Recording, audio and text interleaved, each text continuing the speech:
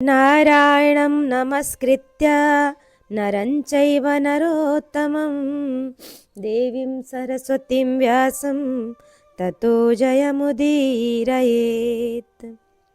श्रीगणेशाय नमः, श्रीसरस्वत्यै नमः, श्रीवेदव्यासाय नमः। श्रीमन महर्षि वेदव्यास प्रणीत श्री महाभारत द्वितीय खंड वन पर्व व विराट पर्व को हम श्रवण कर रहे हैं। आज 102 अध्याय द्वाधिक शततमोध्याय। यहाँ कालेयों द्वारा तपस्वियों, मुनियों और ब्रह्मचारियों आदि का संहार तथा देवताओं द्वारा भगवान विष्णु की स्तुति आदि हम श्रवण करेंगे। लोमश मुनि कहते हैं कि समुद्रम ते महाश्रित्य वारुणम निधि संभवसः कालेया संप्रवर्तन्त त्रैलोक्यस्य विनाशने। कि राजन, वरुण के निवास स्थान जल निधि समुद्र का आश्रय लेकर कालेय नामक दैत्य तीनों लोकों के विनाश कार्य में लग गया और वे सदा रात में कुपित होकर आते और आश्रमों तथा पुण्य स्थानों में जो निवास करते थे उन मुनियों को खा जाते थे। उन दुरात्माओं ने वशिष्ठ के आश्रम में निवास करने वाले 188 ब्राह्मणों तथा 9 दूसरे तपस्वियों को अपना आहार बना लिया। च्यवन मुनि के पवित्र आश्रम में जहाँ बहुत से द्विज निवास करते थे, जाकर उन दैत्यों ने फल मूल का आहार करने वाले 100 मुनियों का भक्षण कर लिया। इस प्रकार वे रात में तपस्वी मुनियों का संहार करते और दिन में समुद्र के जल में प्रवेश कर जाते थे। भरद्वाज मुनि के आश्रम में वायु और जल पीकर संयम नियम के साथ रहने वाले 20 ब्रह्मचारियों को कालेयों ने काल के गाल में डाल दिया। इस तरह क्रमशः सभी आश्रमों में जाकर अपने बाहुबल के भरोसे उन्मत्त रहने वाले दानव रात में वहां के निवासियों को सर्वथा नष्ट कष्ट पहुंचाया करते थे। नरश्रेष्ठ, कालिया दानव काल के अधीन हो रहे थे, इसलिए वे असंख्य ब्राह्मणों की हत्या करते चले जा रहे थे। मनुष्यों को उनके इस षड्यंत्र का पता नहीं लगता था। इस प्रकार वे तपस्या के धनी तापसों के संहार में प्रवृत्त हो रहे थे। प्रातः काल आने पर नियमित आहार से दुर्बल मुनिगण अपने अस्थि मात्रा वशिष्ठ निष्प्राण शरीरों से पृथ्वी पर पड़े दिखाई देते थे। राक्षसों के द्वारा भक्षण करने के कारण उनके शरीरों का मांस तथा रक्त क्षीण हो चुका था। वे मज्जा, आंतें और संधि स्थानों, घुटनों आदि से रहित हो गए थे। इस तरह सब ओर फैली हुई सफेद हड्डियों के कारण वहां की भूमि शंख राशि से आच्छादित सी दिखाई देती थी। उल्टे पुल्टे पड़े हुए कलशों, टूटे फूटे स्त्रुवों तथा बिखरी हुई अग्निहोत्र की सामग्रियों से उन आश्रम की भूमि आच्छादित हो रही थी। स्वाध्याय और वषटकार बंद हो गए। यज्ञोत्सव आदि कार्य नष्ट हो गए। कालेयों के भय से पीड़ित हुए संपूर्ण जगत में कहीं कोई उत्साह नहीं रह गया था। नरेश्वर, इस प्रकार दिन दिन नष्ट होने वाले मनुष्य भयभीत हो अपनी रक्षा के लिए चारों दिशाओं में भाग गए। कुछ लोग गुफाओं में जा छिपे, कितने ही मानव झरनों के आसपास रहने लगे और कितने ही मनुष्य मृत्यु से इतने घबरा गए कि भय से ही उनके प्राण निकल गए। इस भूतल पर कुछ महान धनुर्धर शूरवीर भी थे, जो अत्यंत हर्ष और उत्साह से युक्त हो दानवों के स्थान का पता लगाते हुए उनके दमन के लिए भारी प्रयत्न करने लगे, परंतु समुद्र में छिपे हुए दानवों को वे पकड़ नहीं पाते। उन्होंने बहुत परिश्रम किया और अंत में थक कर वे पुनः अपने घर को ही लौट आए। मनुजेश्वर, यज्ञोत्सव आदि कार्यों के नष्ट हो जाने पर जब जगत का विनाश होने लगा, तब देवताओं को बड़ी पीड़ा हुई।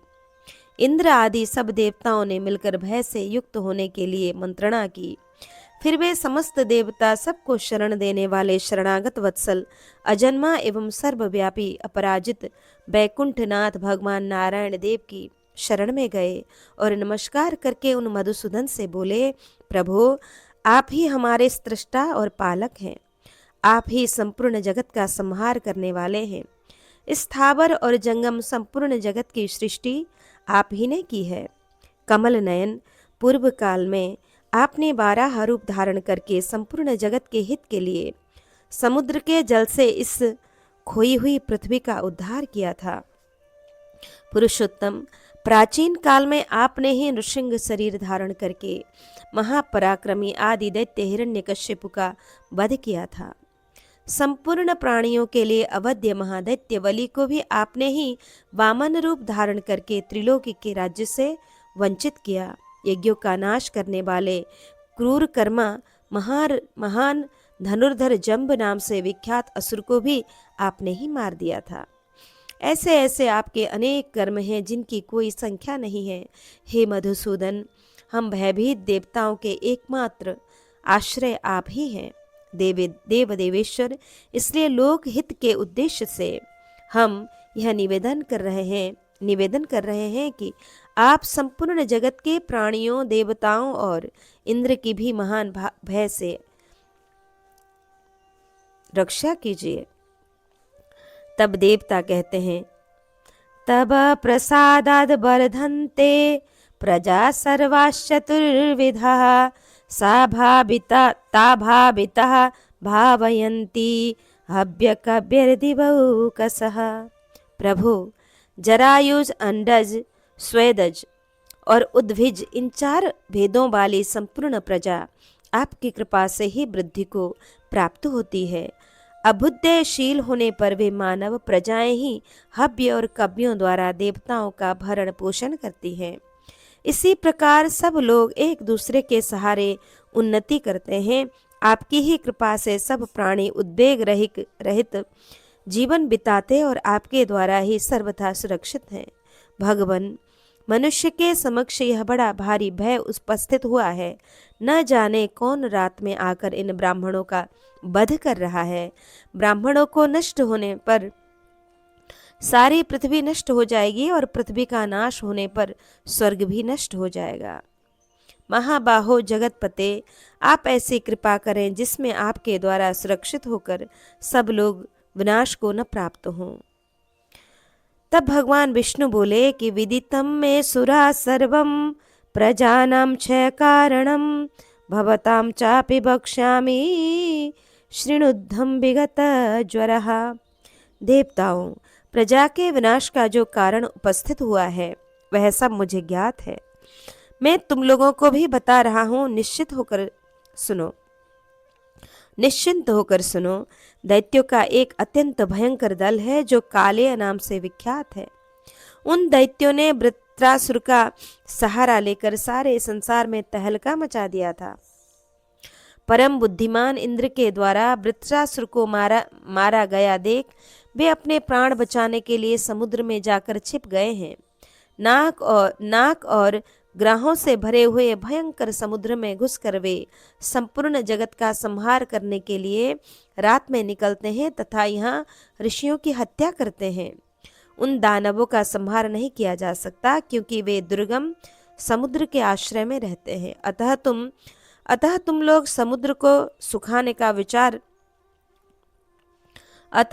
तुम लोगों को समुद्र को सुखाने का विचार करना चाहिए। महर्षि अगस्त्य के सिवा दूसरा कौन है जो समुद्र का शोषण करने में समर्थ हो।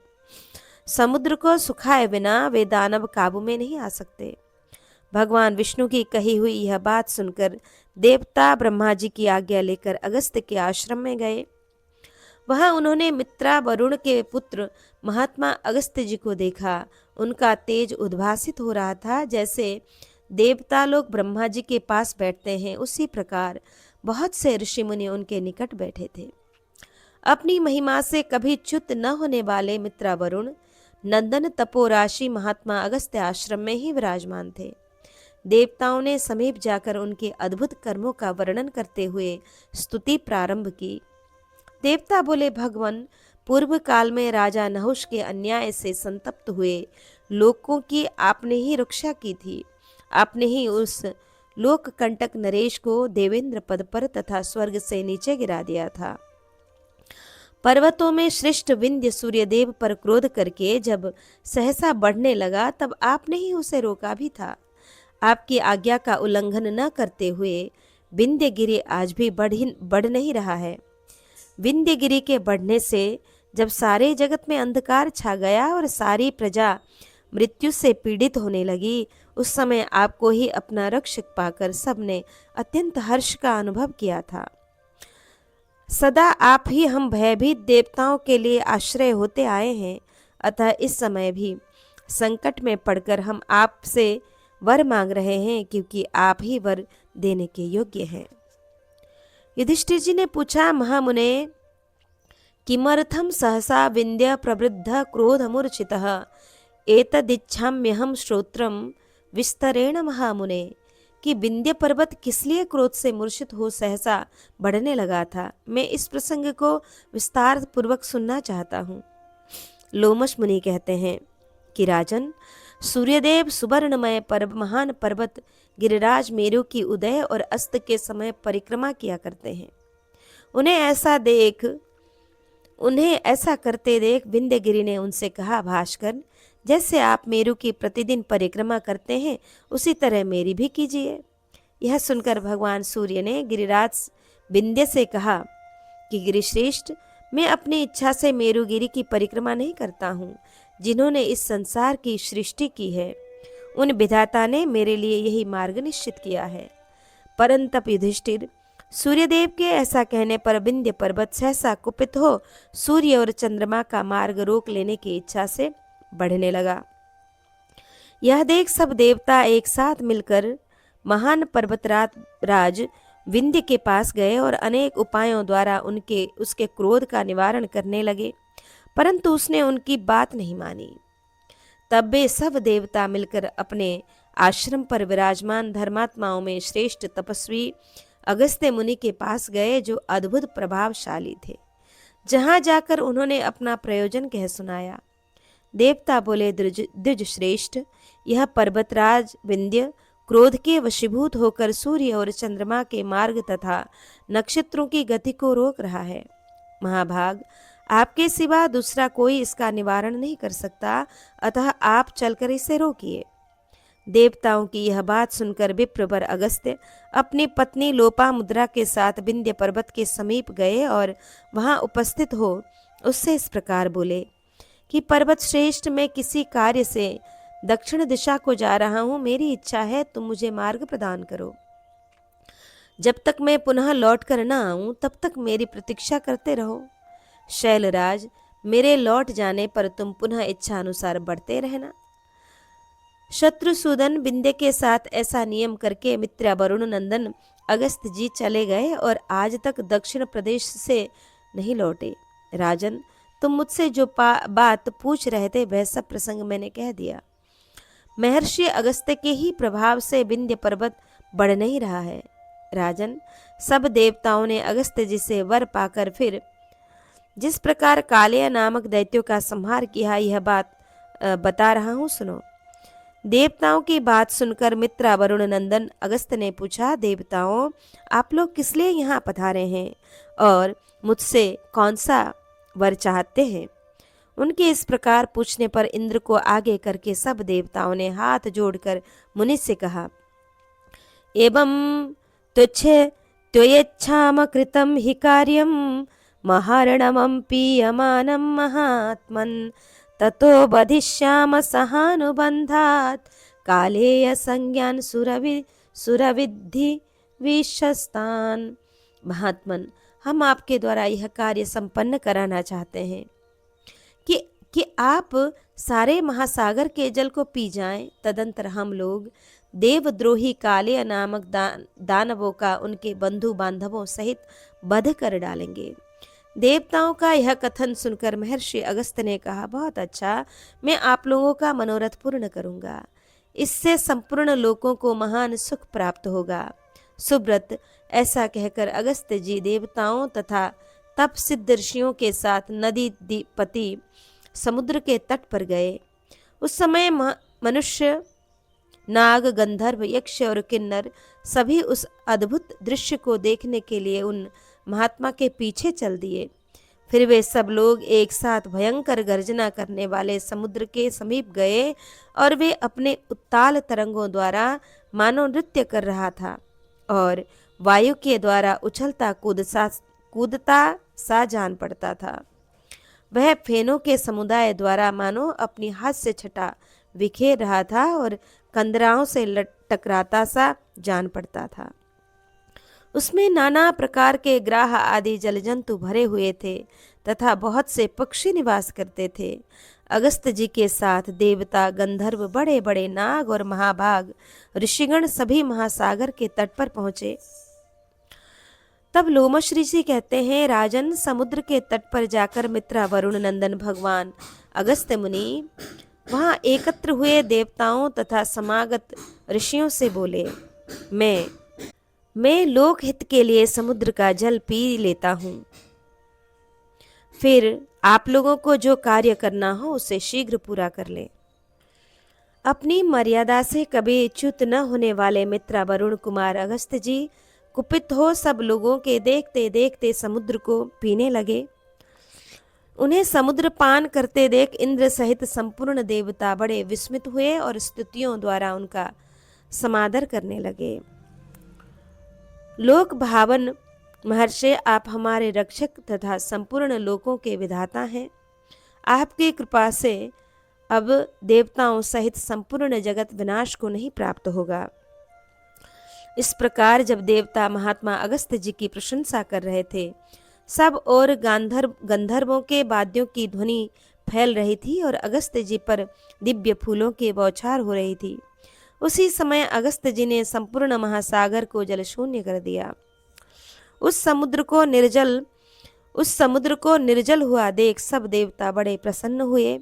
उन्होंने अपने दिव्य एवं श्रेष्ठ आयुध लेकर अत्यंत उत्साह से संपन्न हो दानवों पर आक्रमण किया। महान बलवान, वेगशाली और महान बुद्धिमान देवता जब सिंह गर्जना करते हुए दैत्यों को मारने लगे, उस समय वे उन वेगवान महामना देवताओं का वेग न सह सके। भरत नंदन, देवताओं की मार पड़ने पर दानव भी भयंकर गर्जना करते हुए 2 घड़ी तक उनके साथ घोर युद्ध किया। उन दैत्यों को शुद्ध अंतःकरण वाले मुनियों ने अपनी तपस्या द्वारा पहले से ही दग्ध सा कर रखा था, अतः पूरी शक्ति लगाकर अधिक से अधिक प्रयास करने पर भी देवताओं द्वारा वे मार डाले गए।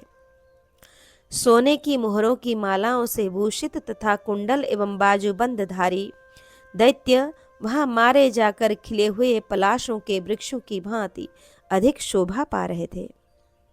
नरश्रेष्ठ, मरने से बचे हुए कुछ काले दैत्य वसुंधरा देवकी को विदीर्ण करके पाताल में चले गए।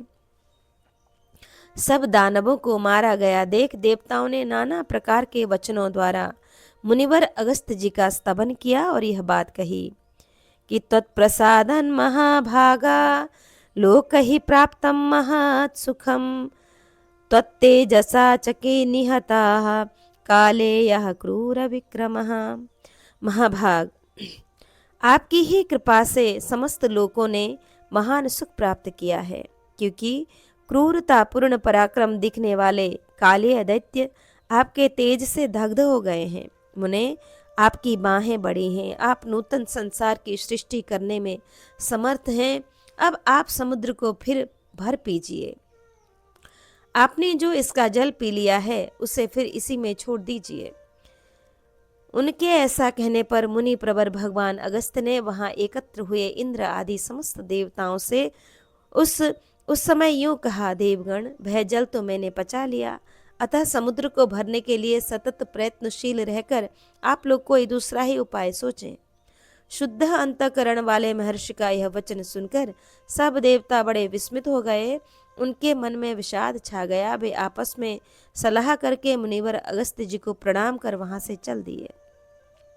महाराज, फिर सारी प्रजा जैसी आई थी वैसे ही लौट गई। देवता लोग भगवान विष्णु के साथ ब्रह्मा जी के पास गए। समुद्र को भरने के उद्देश्य से वे बार बार आपस में सलाह करके श्री विष्णु सहित सब देवता ब्रह्मा जी के निकट जा हाथ जोड़कर यह पूछने लगे कि समुद्र को पुनः भरने के लिए क्या उपाय किया जाए। लोमश मुनि कहते हैं कि तानुवाच समेतास्तुम ब्रह्मलोक पितामह गच्छध्वं विबुधाः सर्वे यथा कामं यथेप्सितम्। राजन, तब लोक पितामह ब्रह्मा जी ने अपने पास आए हुए सब देवताओं से कहा, देवगण, इस समय तुम सब लोग इच्छा अनुसार अविष्ट स्थान को चले जाओ। अब दीर्घ काल के पश्चात समुद्र फिर अपनी स्वाभाविक अवस्था में आ जाएगा। महाराज भगीरथ अपने कुटुंबी जनों प्रपितामहों के उद्धार का उद्देश्य लेकर जलनिधि समुद्र को पुनः अगाध राशि से भर देंगे। ब्रह्मा जी की यह बात सुनकर संपूर्ण श्रेष्ठ देवता अवसर की प्रतीक्षा करते हुए जैसे आए थे वैसे ही चले गए। युधिष्ठिर ने पूछा, ब्राह्मण, भगीरथ के कुटुंबी जन समुद्र की पूर्ति में निमित्त क्यों कर बने? मुने, उनके निमित्त बनने का कारण क्या है और भगीरथ के आश्रय से किस प्रकार समुद्र की पूर्ति हुई? तपोधन, विप्रवर में यह प्रसंग जिसमें राजाओं के उत्तम चरित्र का वर्णन है आपके श्रीमुख से विस्तार पूर्वक सुनना चाहता हूँ। वैशंपायन जी कहते हैं, जन्मेजय, महात्मा धर्मराज के इस प्रकार पूछने पर विप्रवर लोमश ने महात्मा राजा सगर का महात्म्य बतलाया कि इक्षा कुड़ाम कुले जातः सगरो नाम पार्थिवः रूपसत्तो बलोपेतः सचा पुत्रः प्रतापवान। राजन, इक्ष्वाकु वंश में सगर नाम से प्रसिद्ध एक राजा हो गए हैं। वे रूप, धैर्य और बल से संपन्न तथा बड़े प्रतापी थे, परंतु उनके कोई पुत्र न था। भारत उन्होंने हयहय तथा तालजंग नामक क्षत्रियों का संहार करके सब राजाओं को अपने वश में कर लिया और अपने राज्य का शासन करने लगे। भरत श्रेष्ठ, राजा सगर के दो पत्नियां थीं, वैदर्भी और शैब्या। उन दोनों को ही अपने रूप और यौवन का बड़ा अभिमान था। राजेंद्र, राजा सगर अपनी दोनों पत्नियों के साथ कैलाश पर्वत पर जाकर पुत्र की इच्छा से बड़ी भारी तपस्या करने लगे।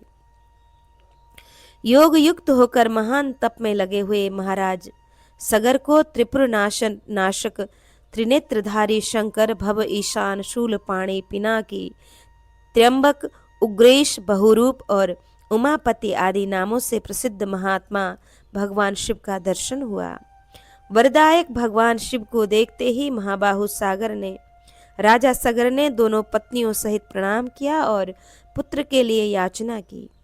तब भगवान शिव ने प्रसन्न होकर पत्नी सहित नृपश्रेष्ठ सगर से कहा, राजन, यह जिस मुहूर्त में वर मांगा है उसका परिणाम यह होगा, नरश्रेष्ठ, तुम्हारी एक पत्नी के गर्भ से अत्यंत अभिमानी 60,000 शूरवीर पुत्र होंगे, परंतु वे सब के सब एक ही साथ नष्ट हो जाएंगे।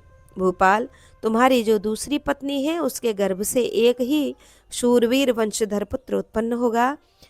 और ऐसा कहकर भगवान शंकर वहीं अंतर्ध्यान हो गए। राजा सगर भी अत्यंत प्रसन्न चित्त हो पत्नियों सहित अपने निवास स्थान को चले गए। नरश्रेष्ठ, तदंतर उनकी वे दोनों कमल नयनी पत्नियां वैदर्भी और शैब्या गर्भवती हुईं। फिर समय आने पर वैदर्भी ने अपने गर्भ से एक तुम्बी उत्पन्न की और शैब्या ने देवताओं के समान सुंदर रूप वाले एक पुत्र को जन्म दिया। राजा सगर ने उस तुम्बी को फेंक देने का विचार किया। उसी समय आकाश से एक गंभीर वाणी सुनाई दी, राजन, ऐसा दुस्साहस न करो। अपने इन पुत्रों का त्याग करना तुम्हारे लिए उचित नहीं है। इस तुम्बी में से एक एक बीज को निकालकर घी से भरे हुए गर्म घड़ों में अलग अलग रखो और यत्नपूर्वक इन सब की रक्षा करो। पृथ्वी पते, ऐसा करने से तुम्हें 60,000 पुत्र प्राप्त होंगे। नरश्रेष्ठ, महादेव जी ने तुम्हारे लिए इसी क्रम से पुत्र जन्म होने का निर्देश किया है, अतः तुम्हें कोई अन्यथा विचार नहीं करना चाहिए।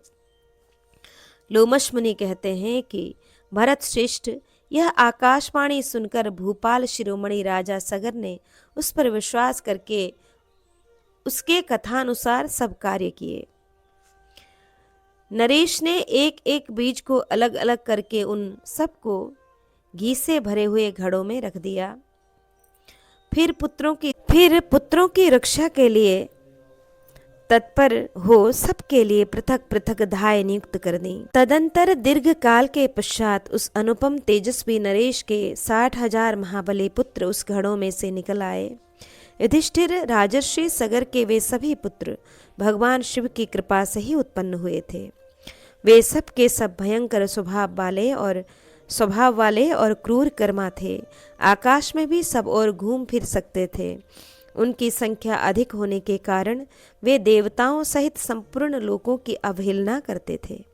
समर भूमि में शोभा पाने वाले वे शूरवीर राजकुमार देवताओं, गंधर्वों, राक्षसों तथा संपूर्ण प्राणियों को कष्ट दिया करते थे। मंद बुद्धि सगर पुत्रों द्वारा सताए हुए सब लोग संपूर्ण देवताओं के साथ ब्रह्मा जी की शरण में गए।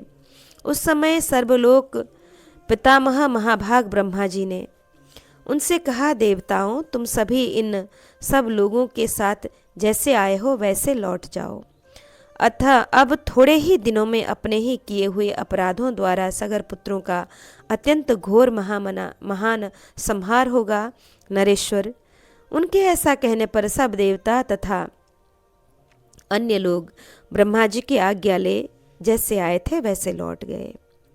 राजन, उनका यज्ञ अश्व उनके अत्यंत उत्साही सभी पुत्रों द्वारा सुरक्षित हो स्वच्छंद गति से पृथ्वी पर विचरने लगा। जब वह अश्व भयंकर दिखाई देने वाले जलशून्य समुद्र के तट पर आया, तब प्रयत्न पूर्वक रक्षित होने पर भी वहां सहसा अदृश्य हो गया। तात तब उस उत्तम अश्व को अपहृत जानकर सगर पुत्रों ने पिता के पास आकर कहा, हमारे यज्ञ अश्व को किसने चुरा लिया? अब वह दिखाई नहीं देता।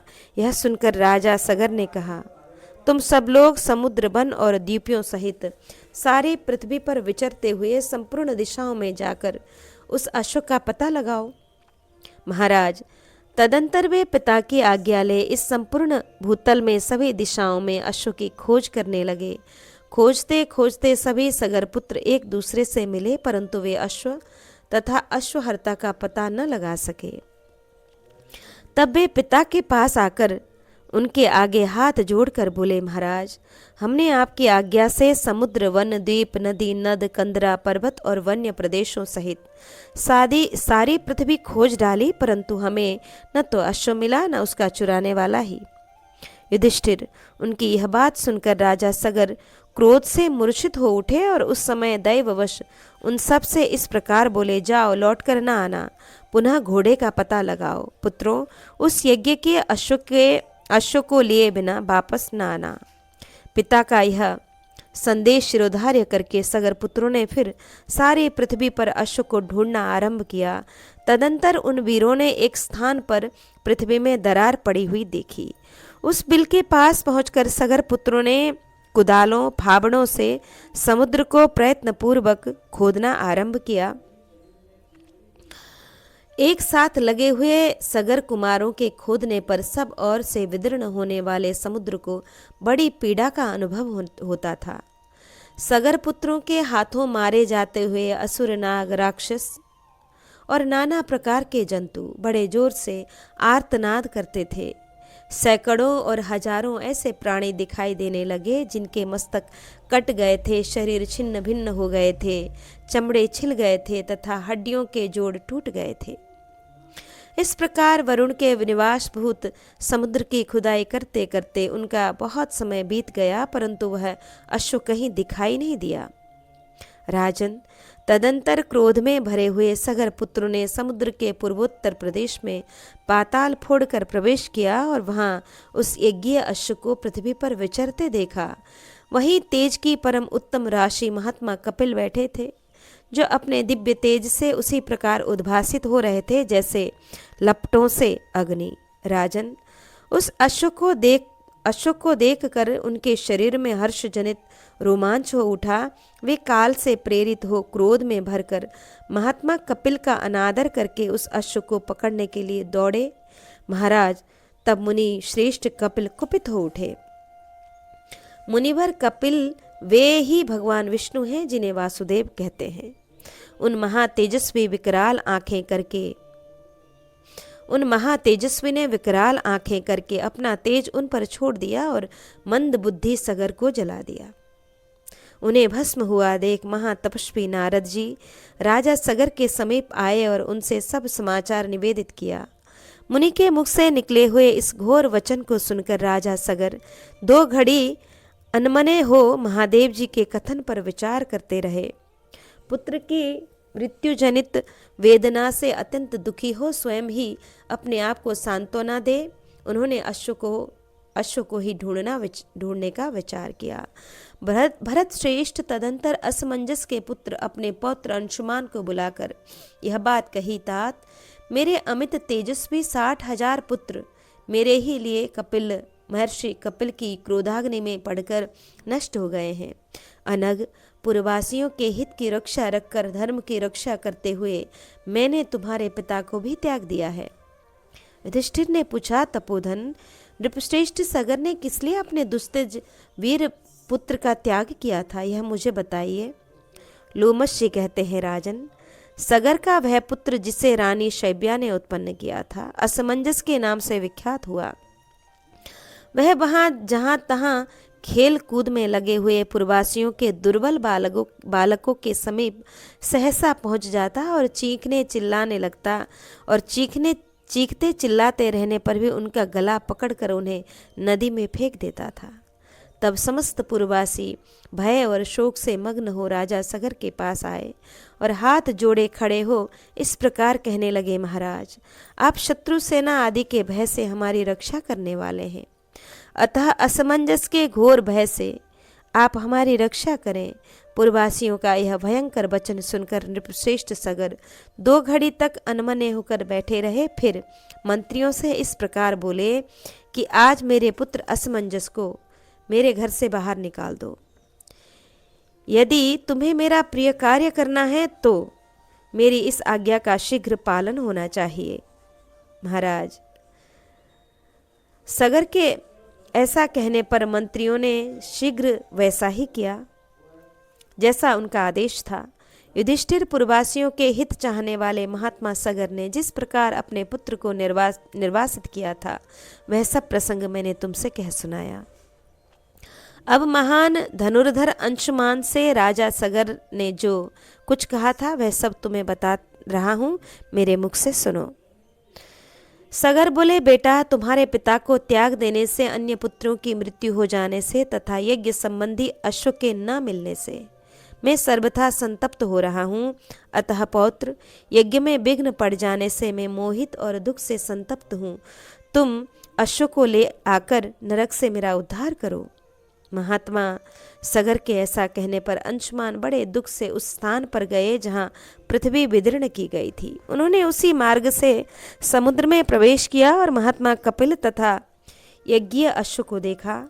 तेजोराशि मुनि प्रवर पुराण पुरुष कपिल जी का दर्शन करके अंशुमान ने धरती पर माथा टेक कर प्रणाम किया और उनसे अपना कार्य बताया। भरतवंशी महाराज इससे महात्मा कपिल जी अंशुमान पर प्रसन्न हो गए और बोले, मैं तुम्हें वर देने को उद्यत हूँ।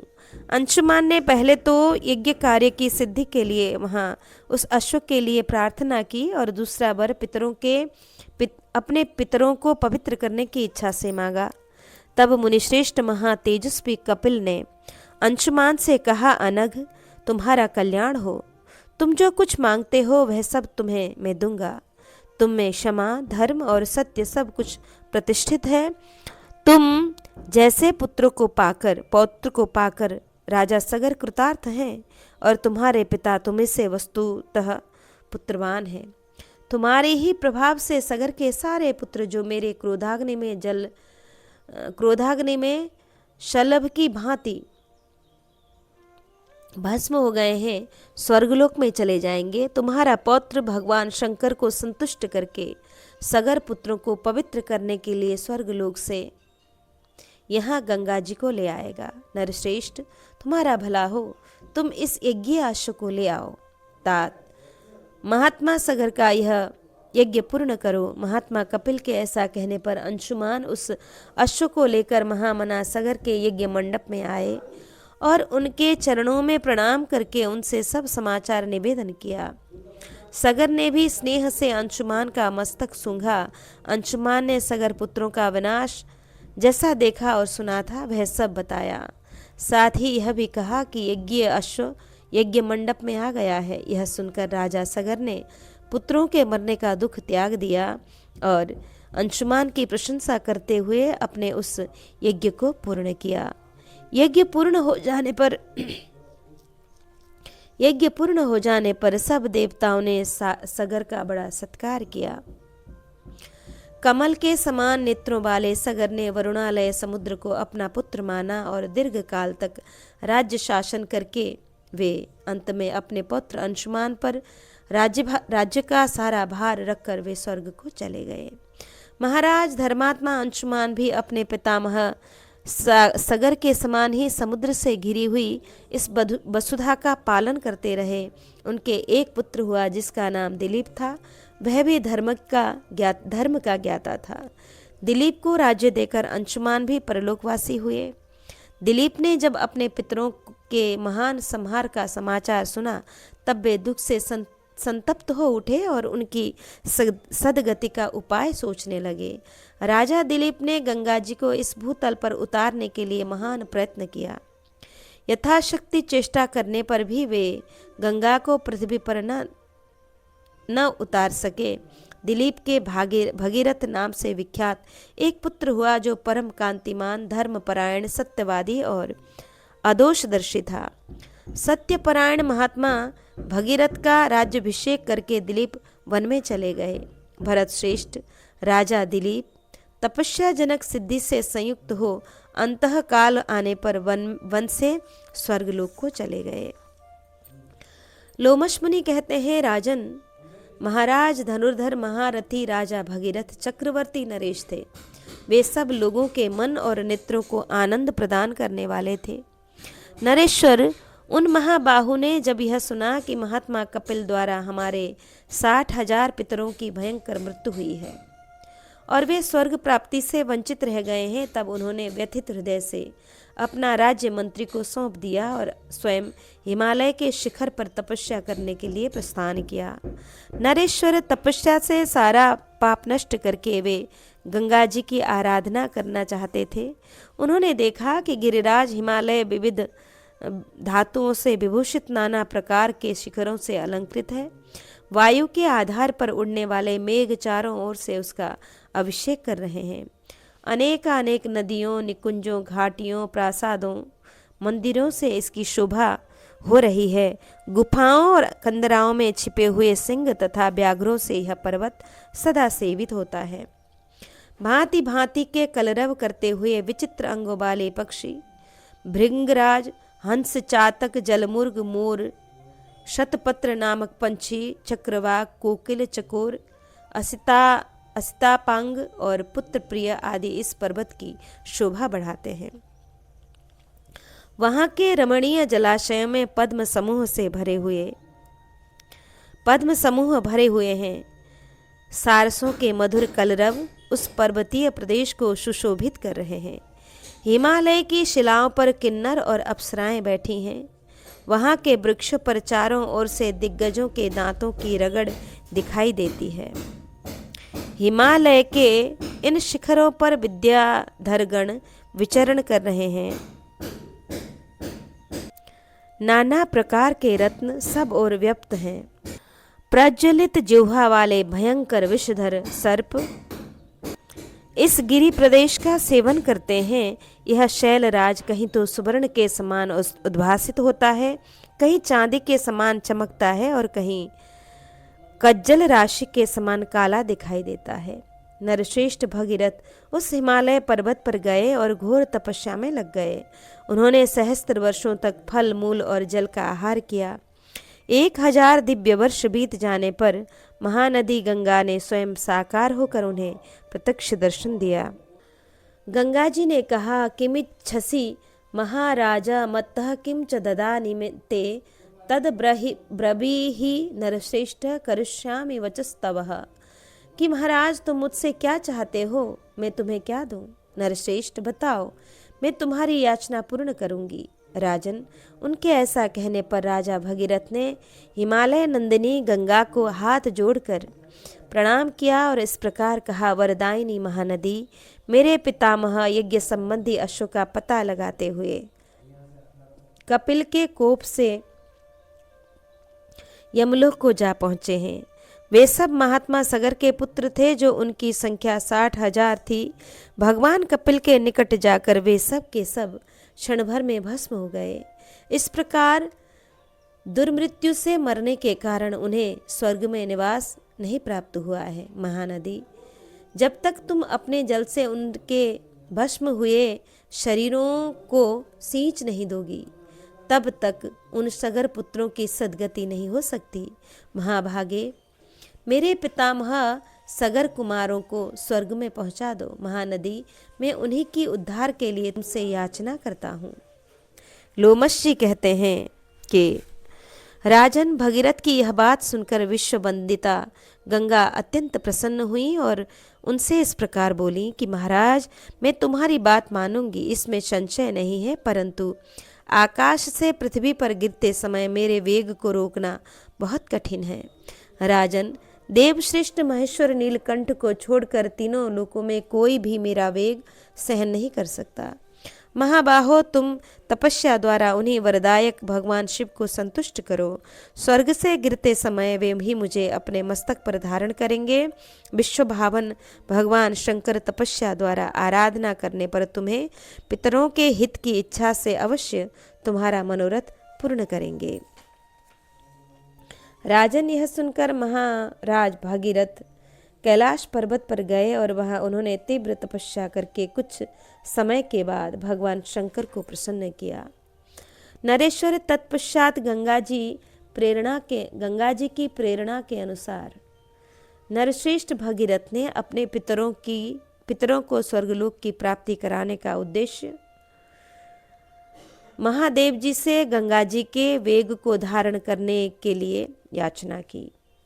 लोमश मुनि कहते हैं कि राजन, राजा भगीरथ की बात सुनकर देवताओं का प्रिय करने के लिए भगवान शिव ने कहा, एवमस्तु। महाभाग, मैं तुम्हारे लिए आकाश से गिरती हुई कल्याणमयी पुण्यमयी पुण्य स्वरूपा दिव्य देव नदी गंगा को अवश्य धारण करूंगा।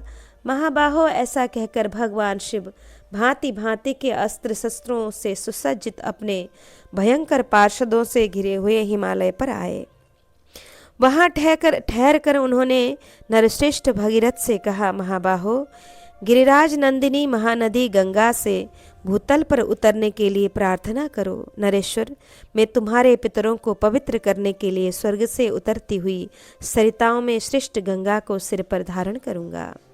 भगवान शंकर की कही हुई यह बात सुनकर राजा भगीरथ ने एकाग्र चित्त हो प्रणाम करके गंगा जी का चिंतन किया।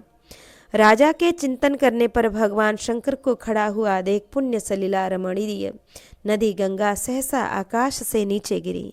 उन्हें गिरती देख दर्शन के लिए उत्सुक हो महर्षियों सहित देवता, गंधर्व, नाग और यक्ष वहां आ गए। तदंतर हिमालय नंदिनी गंगा आकाश से आ गिरी।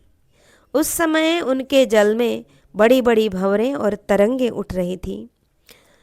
मत्स्य और ग्रह भरे हुए थे। राजन, आकाश की मेखला रूप गंगा को भगवान शिव ने अपने ललाट देश में पड़ी हुई मोतियों की माला की भांति धारण कर लिया।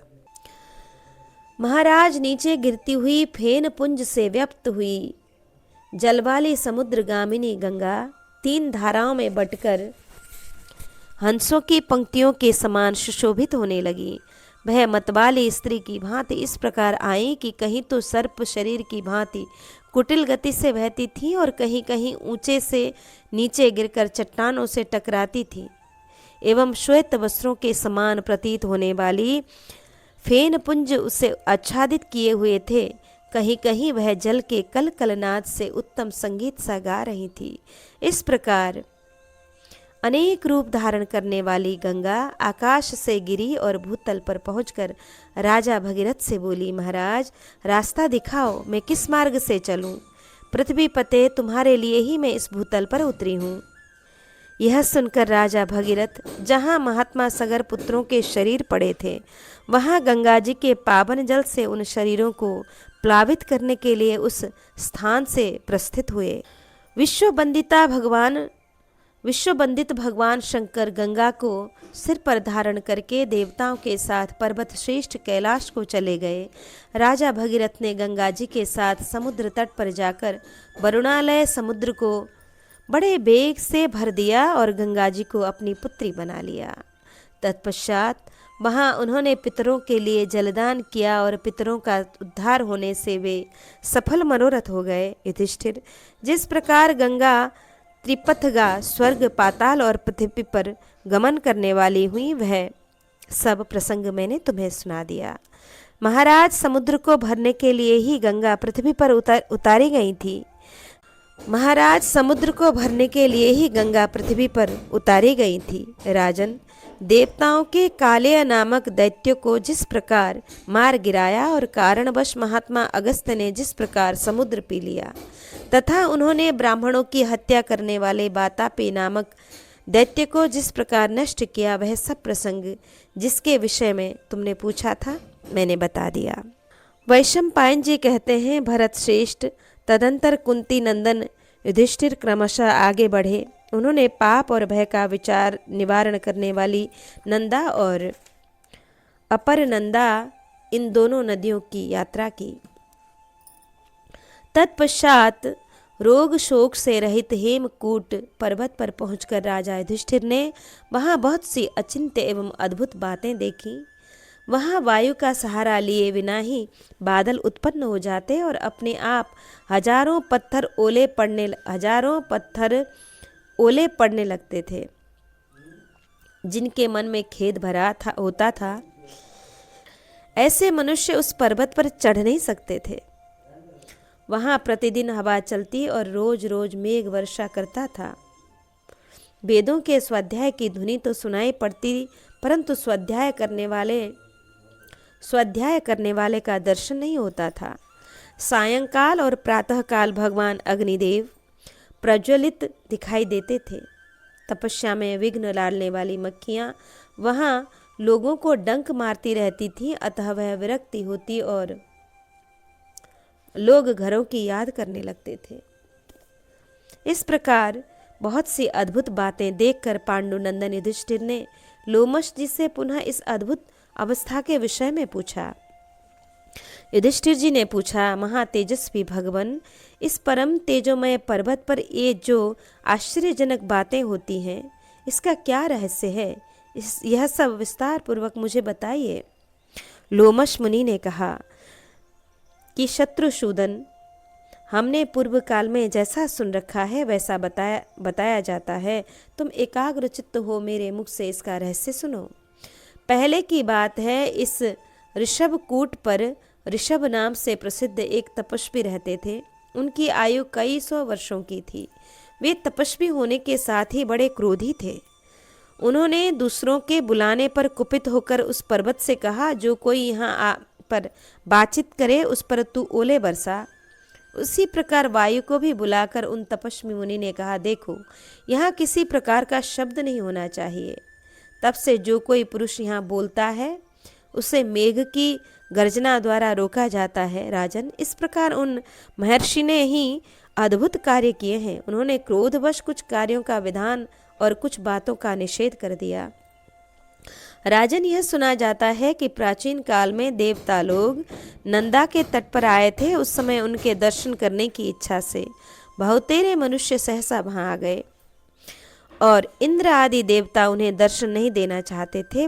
अतः विघ्न स्वरूप इस पर्वतीय प्रदेश को उन्होंने जन साधारण के लिए दुर्गम बना दिया। कुंती नंदन, तभी से साधारण मनुष्य इस पर्वत को देख भी नहीं सकते, चढ़ना तो दूर की बात है।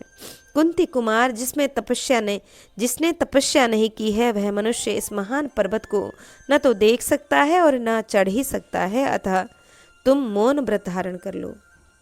उन दिनों संपूर्ण देवताओं ने यहाँ आकर उत्तम यज्ञों का अनुष्ठान किया था। भारत, उनके ये चिन्ह आज भी प्रत्यक्ष देखे जाते हैं। यह दुर्वा कुश के आकार की दिखाई देती है और यह भूमि ऐसी लगती है मानो इस पर कुश बिछाए गए हों। महाराज, ये वृक्ष भी यज्ञ यूप के समान जान पड़ते हैं। महाराज भरत, कि भारत आज भी यहाँ देवता तथा ऋषि निवास करते हैं। सायंकाल और प्रातःकाल यहाँ उनके द्वारा प्रज्वलित की हुई अग्नि का दर्शन होता है। कुंती नंदन, इस तीर्थ में गोता लगाने वाले मानवों का सारा पाप तत्काल नष्ट हो जाता है। अतः कुरुश्रेष्ठ, तुम अपने भाइयों के साथ यहाँ स्नान करो। नंदा में गोता लगाने के पश्चात तुम्हें कौशिकी के तट पर चलना होगा, जहाँ महर्षि विश्वामित्र ने उत्तम एवं उग्र तपस्या की थी।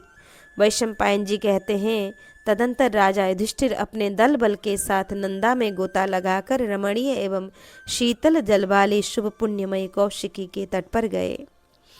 वहां लोमशी ने कहा कि भरत श्रेष्ठ, वहाँ देवताओं की नदी पुण्य सलीला कौशिकी है और यह विश्वामित्र का रमणीय आश्रम है जो यहाँ प्रकाशित हो रहा है। यही कश्यप गोत्रीय महात्मा विभांडक का पुण्य नामक आश्रम है। उन्हीं की तपस्वी एवं जितेंद्रिय पुत्र महात्मा श्रीश्य श्रृंग हैं, जिन्होंने अपनी तपस्या के प्रभाव से इंद्र द्वारा वर्षा करवाई थी। उन दिनों देश में घोर अनावृष्टि फैल रही थी। वैसे समय ऋष्य श्रृंग मुनि के भय से बल और वृत्रासुर के विनाशक देवता इंद्र ने उस देश में वर्षा की थी। वे तेजस्वी एवं शक्तिशाली मुनि मृगी के पेट से पैदा हुए थे और कश्यप नंदन विभांडक के पुत्र थे। उन्होंने राजा लोमपाद से राज्य में अत्यंत अद्भुत कार्य किया था। जब वर्षा से खेती अच्छी तरह लहलहा उठी, तब राजा लोमपाद ने अपनी पुत्री शांता श्रीश्य श्रृंग को ब्याह दी, ठीक उसी तरह जैसे सूर्यदेव ने अपनी बेटी सावित्री का ब्रह्मा जी के साथ ब्याह किया था। युधिष्ठिर ने पूछा, महाराज भगवान, कश्यप नंदन विभांडा के पुत्र ऋष्य श्रृंग मृगी के पेट से कैसे उत्पन्न हुए? मनुष्य का पशुयोनि में संसर्ग करना तो शास्त्र और व्यवहार दोनों ही के दृष्टि से विरुद्ध है। ऐसे विरुद्ध योनि संसर्ग से उत्पन्न हुआ बालक तपस्वी कैसे हो सका? उस बुद्धिमान बालक के भय से बल और वृत्रासुर का विनाश करने वाले देवराज इंद्र ने अनावृष्टि के समय वर्षा कैसे की? नियम और व्रत का पालन करने वाली राजकुमारी शांता भी कैसी थी, जिसने मृग स्वरूप मुनि का भी मन मोह लिया? राजर्षि लोमपाद तो बड़े धर्मात्मा सुने गए हैं, फिर उनके राज्य में इंद्र वर्षा क्यों नहीं करते थे? भगवान, ये सब बातें आप विस्तार पूर्वक यथार्थ रूप से बताइए। मैं महर्षि श्रृंग ऋषि के चरित्र को सुनना चाहता हूँ। तब लोमशी ने कहा, राजन, महर्षि विभांडा का अंतःकरण तपस्या से पवित्र हो गया था। वे प्रजापति के समान तेजस्वी और अमोघ वीर्य महात्मा थे। उनके प्रतापी पुत्र ऋष्य श्रृंग का जन्म कैसे हुआ, यह बताता हूँ, सुनो। जैसे विभांडक मुनि परम पूजनीय थे, वैसे ही उनका पुत्र भी बड़ा तेजस्वी हुआ। वह बाल्यावस्था में भी वृद्ध पुरुषों द्वारा सम्मानित होता था। कश्यप गोत्रीय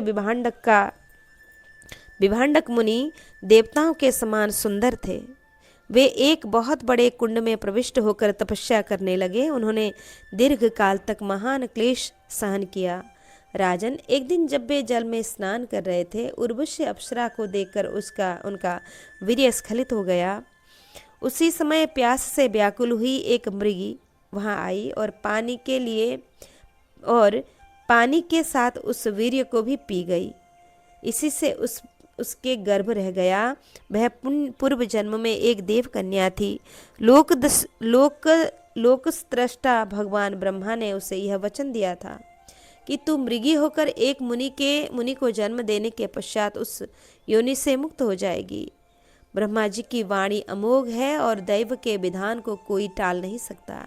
इसलिए विभांडक के पुत्र महर्षि ऋष्य श्रृंग का जन्म मृगी के ही पेट से हुआ। वे सदा तपस्या में संलग्न रहकर वन में ही निवास करते थे। राजन, उन महात्मा मुनि के सिर पर एक सिंह था, इसलिए उस समय उनका ऋष्य श्रृंग नामक प्रसिद्ध हुआ। नरेश्वर उन्होंने अपने पिता के सिवा दूसरे किसी मनुष्य को पहले कभी नहीं देखा था, इसलिए उनका मन सदा स्वभाव से ही ब्रह्मचर्य में ही संलग्न रहता था। इन्हीं दिनों राजा दशरथ के मित्र लोमपाद अंग देश के राजा हुए। उन्होंने जानबूझकर एक ब्राह्मण के साथ मिथ्या व्यवहार किया, यह बात हमारे सुनने में आई है। इसी अपराध के कारण ब्राह्मणों ने राजा लोमपाद को त्याग दिया। राजा ने पुरोहित पर मनमाना दोषारोपण किया था, इसलिए इंद्र ने उनके राज्य में वर्षा बंद कर दी। इस अनावृष्टि के कारण प्रजा को बड़ा कष्ट होने लगा। युधिष्ठिर तब राजा ने तपस्वी, मेधावी और इंद्र से वर्षा करने में समर्थ ब्राह्मणों को बुलाकर इस संकट के निवारण का उपाय पूछा। विप्रगण, मेघ कैसे वर्षा करे, यह उपाय सोचिए। उनके पूछने पर मनीषी महात्माओं ने अपना अपना विचार बताया। इन्हीं ब्राह्मणों में एक श्रेष्ठ महर्षि भी थे। उन्होंने राजा से कहा, राजेंद्र, तुम्हारे ऊपर ब्राह्मण कुपित हैं, इसलिए तुम प्रायश्चित करो। भूपाल, साथ ही हम तुम्हें यह सलाह देते हैं कि अपने राज्य में महर्षि विभांड के पुत्र वनवासी ऋष्यशृंग को बुलाओ। वे स्त्रियों से सर्वथा अपरिचित हैं और सदा सरल व्यवहार में ही तत्पर रहते हैं। महाराज, वे महातपस्वी ऋष्यशृंग यदि आपके राज्य में पदार्पण करें तो तत्काल ही मेघ वर्षा करके इस विषय में मुझे तनिक भी संदेह नहीं है। राजन, यह सुनकर राजा लोमपाद अपने अपराध का प्रायश्चित करके ब्राह्मणों के पास गए और जब वे प्रसन्न हो गए तब पुनः अपनी राजधानी को लौट आए। राजा का आगमन सुनकर प्रजाजनों में बड़ा हर्ष हुआ। तदंतर अंगराज मंत्र कुशल मंत्रियों को बुलाकर उनसे सलाह करके एक निश्चय पर पहुंच जाने के बाद मुनि कुमार ऋष्यशृंग को अपने यहाँ ले आने के प्रयत्न में लग गए। राजा के मंत्री शास्त्रज्ञ, अर्थशास्त्र के विद्वान और नीति निपुण थे। अपनी मर्यादा से कभी च्युत न होने वाले नरेश ने उन मंत्रियों के साथ विचार करके एक उपाय जान लिया। तत्पश्चात भूपाल लोमपाद ने दूसरों को लुभाने की सब कामनाओं में कुशल प्रधान वेश्याओं को बुलाया और कहा, तुम लोग कोई उपाय करके मुनि कुमार ऋष्यशृंग को यहाँ ले आओ। सुंदरियों, तुम लुभाकर उन्हें इस प्रकार से मुख सुविधा का विश्वास दिलाना कि मेरे राज्य में ले आना, सुविधा का विश्वास दिलाकर राज्य में ले आना। महाराज की यह बात सुनते ही वेश्याओं का रंग फीका पड़ गया। वे अचेत से हो गई। एक और तो उन्हें राजा का भय था और दूसरी ओर वे मुनि के शाप से डरी हुई थी। अतः उन्होंने इस कार्य को असंभव बताया। उस समय बूढ़ी एक स्त्री थी। उसने राजा से इस प्रकार कहा, महाराज, मैं उन तपोधन मुनि कुमार को लाने का प्रयत्न करूंगी, परंतु आप यह आज्ञा दें कि मैं इसके लिए मनचाही व्यवस्था कर सकूं। यदि मेरी इच्छा पूर्ण हुई तो मैं मुनिपुत्र ऋष्यशृंग को यहाँ लाने में सफल हो सकूंगी। राजा ने उसकी इच्छा के अनुसार व्यवस्था कराने की आज्ञा दे दी। साथ ही उसे प्रचुर धन और नाना प्रकार के रत्न भी दिए। युधिष्ठिर तदंतर वह वेश्यारूप और यौवन से संपन्न कुछ सुंदरी स्त्रियों को साथ लेकर शीघ्रतापूर्वक वन की ओर चल दी। लोमश जी कहते हैं कि सातु नाभ्याश्रमं चक्रे राजकार्यार्थ सिद्धये संदेशाश्चैव नृपते स्वबुद्धया चैव भारत। कि भरत नंदन, उस वेश्या ने राजा की आज्ञा के अनुसार और अपनी बुद्धि से भी उनका कार्य सिद्ध करने के लिए नाव पर एक सुंदर आश्रम बनाया।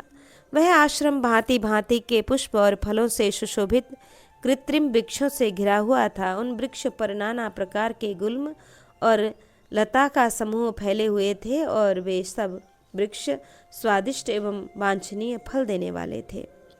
उन वृक्षों के कारण वह आश्रम अत्यंत रमणीय और परम मनोहर दिखाई देता था। वेश्या ने उन नाव पर जिस सुंदर आश्रम का निर्माण किया था वह देखने में अद्भुत सा था। तदंतर उसने अपनी उस नाव को काश्यप गोत्रीय विभांडक मुनि के आश्रम से थोड़ी सी दूर पर बांध दिया और गुप्तचरों को भेजकर यह पता लगाया कि इस समय विभांडक मुनि अपनी कुटिया से बाहर गए हैं।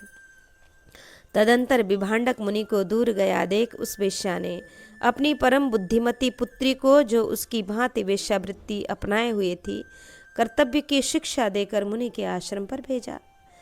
वह भी कार्य साधन में कुशल थी। उसने वहां जाकर निरंतर तपस्या में लगे रहने वाले ऋषि कुमार ऋष्यशृंग के समीप उस आश्रम में पहुंचकर उनको देखा।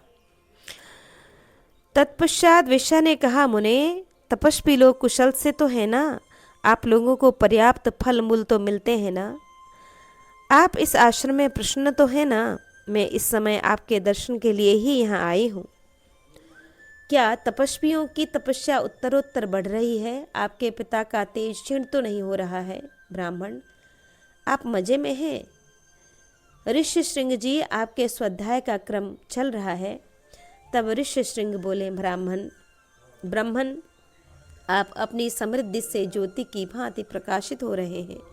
मैं आपको अपने लिए वंदनीय मानता हूँ और स्वेच्छा से धर्म के अनुसार आपके लिए पाद्य अर्घ्य एवं फलमूल अर्पण करता हूँ। इस कुशासन पर आप सुखपूर्वक बैठें। इस पर काला मृगचर्म बिछाया है, इसलिए इस पर बैठने में आराम होगा। आपका आश्रम कहाँ है और आपका नाम क्या है? ब्राह्मण, आप देवताओं के समान यह किस व्रत का आचरण कर रहे हैं? वेश्या बोली, कश्यप नंदन, मेरा आश्रम बड़ा मनोहर है। वह इस पर्वत के उस पार 3 योजन की दूरी पर स्थित है। वहाँ मेरा जो अपना धर्म है उसके अनुसार आपको मेरा अभिवादन प्रणाम नहीं करना चाहिए। मैं आपके लिए दिए हुए अर्घ्य और पाद्य का स्पर्श नहीं करूँगी। मैं आपके लिए वंदनीय नहीं हूँ, आप ही मेरे लिए वंदनीय हैं। ब्राह्मण, मेरा यह नियम है जिसके अनुसार मुझे आपका आलिंगन करना चाहिए। ऋष्यशृंग ने कहा, ब्राह्मण, मैं तुम्हें पके फल दे रहा हूँ। ये भिलाबा, आंवले, करुशक, फालसा, इंगुद, हिंगोट, धनवंत, धामिनी और पीपल के फल प्रस्तुत हैं। इन सब का इच्छा अनुसार उपयोग कीजिए।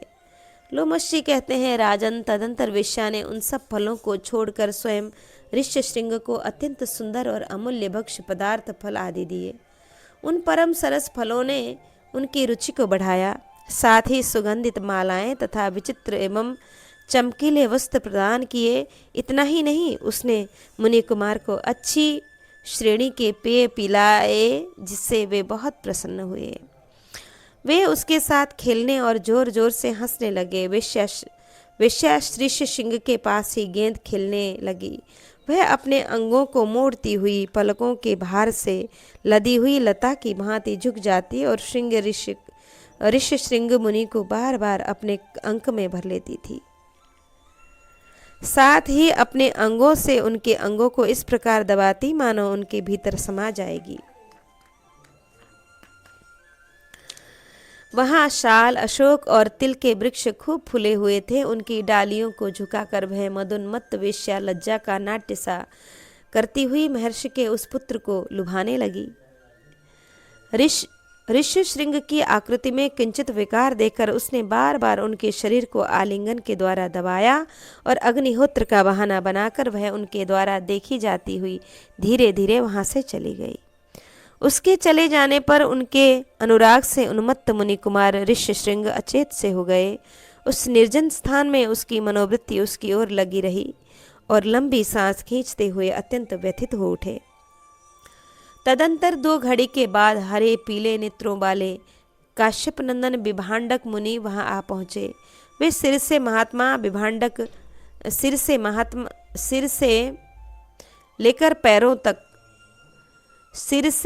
लेकर पैरों के नखों तक रोमावलियों से भरे हुए थे। महात्मा विभांडक स्वाध्यायशील, सदाचारी तथा धर्म समाधिनिष्ठ महर्षि थे। निकट आने पर उन्होंने अपने पुत्र को अकेला उदासीन भाव से चिंतामग्न होकर बैठा देखा। उसके चित्त की दशा विपरीत थी। वह बार बार ऊपर की ओर दृष्टि किए उच्छ्वास ले रहा था। इस दयनीय दशा में पुत्र को देखकर विभांडक मुनि ने पूछा, तात, आज तुम अग्निकुंड में समिधाएं क्यों नहीं लाए हो? क्या तुमने अग्निहोत्र कर लिया? स्त्रुक और स्त्रुबा आदि यज्ञ पात्रों को भली भांति शुद्ध करके रखा है ना? कहीं ऐसा तो नहीं हुआ कि तुमने हवन के लिए दूध देने वाली गाय का बछड़ा खोल दिया हो, जिससे वह सारा दूध पी गई हो? बेटा, आज तुम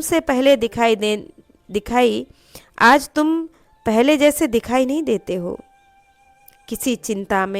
किसी भारी चिंता में निमग्न हो, अपनी सुध बुध खो बैठे हो। क्या कारण है जो आज तुम अत्यंत दीन हो रहे हो? मैं तुमसे पूछता हूँ, बताओ, आज यहाँ कौन आया था?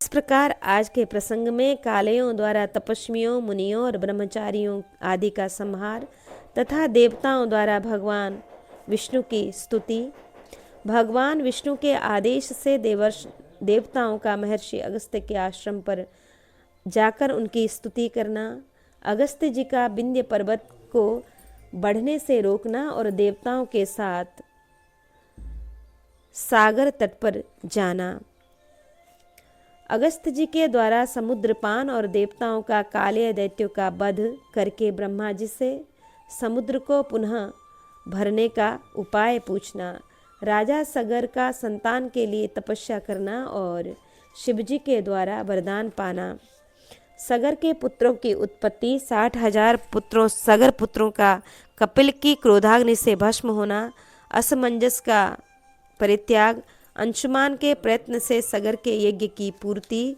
अंशुमान से दिलीप को और दिलीप से भगीरथ को राज्य की प्राप्ति, भगीरथ का हिमालय पर तपस्या द्वारा गंगा और महादेव जी को प्रसन्न करके उनसे वर प्राप्त करना, पृथ्वी पर गंगा जी के उतरने और समुद्र को जल से भरने का विवरण तथा सगर पुत्रों का उद्धार, नंदा तथा कौशिकी का महात्म्य, ऋष्यशृंग मुनि का उपाख्यान और उनको अपने राज्य में लाने के लिए राजा लोमपाद का प्रयत्न, वेश्या का ऋष्यशृंग को लुभाना और विभांडक मुनि का आश्रम पर आकर अपने पुत्र की चिंता का कारण पूछना।